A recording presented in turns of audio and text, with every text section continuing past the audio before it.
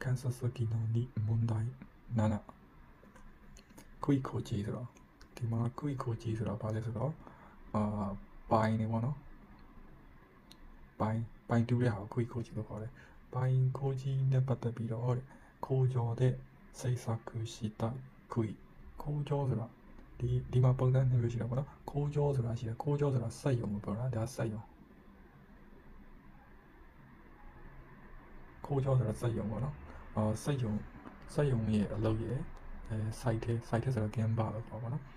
Canva ရှိတယ်ခိုးကြောရှိတယ်ခိုးကြောမှာလုပ်စိတ်ဆာကူဆိုတော့ထုတ်လုပ်လိုက်တဲ့クイကိုတဲ့ဟာကိုဘီကွန်တဲ့စကူရူခေါ်ဟိုသူ့တဲလာပြီးတော့တက်စင်တဲ့အလုပ်ကိုဘာလို့ခေါ်လဲတဲ့ဒီမှာအလုပ်မျိုးစားနာမည်ကိုဘာလို့ခေါ်လဲဆိုတော့ပိုင်းကိုစက်ရုံထဲမှာထုတ်ပြီးတော့ site ထဲကိုတဲလာတယ်အဲ့ဒါကိုဘာမျိုးစားခေါ်လဲတဲ့နံပါတ်1ကကြတော့ boring နဲ့ boring ကတော့နံပါတ်1ကမဟုတ် boring ဆိုတာ site ထဲမှာပဲတူးပြီးတော့ site ထဲမှာအဲ့ထဲကိုကျင်းတဲ့ကိုပဲလောင်းထည့်လိုက်တာ concrete ဒါကြောင့်နံပါတ်1ကမဟုတ်ဘူးနံပါတ်2ကရှစ်ခုဆိုတာ text taking ဆို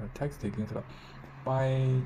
စမ်းပြီးတော့မြေတူးတာပေါ့နော်မြေတူးတယ်ဆိုတော့မြေတူးတာလည်းမဟုတ်ဘူးမြေစမ်းတူးတာလည်းမဟုတ်ဘူးနံပါတ်3က kisei kui ဆိုတာက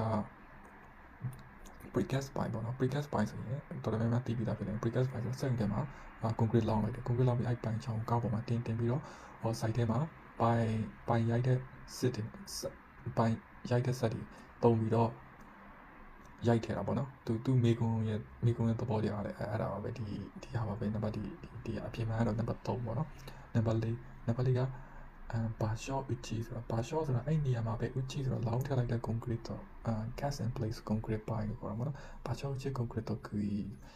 site ထဲမှာပဲလောင်းထည့်တဲ့ပေါ့နော်သူကဘာနဲ့တူလဲဆိုတော့ဒီ boring လုပ်ပြီးတော့ site ထဲမှာပဲလောင်းထည့်လိုက်တာပေါ့အဲ့လိုပုံစံမျိုးပါပဲအဲ့ကြောင့်အပြင်မှန်ကနံပါတ်3ဖြစ်ပါတယ်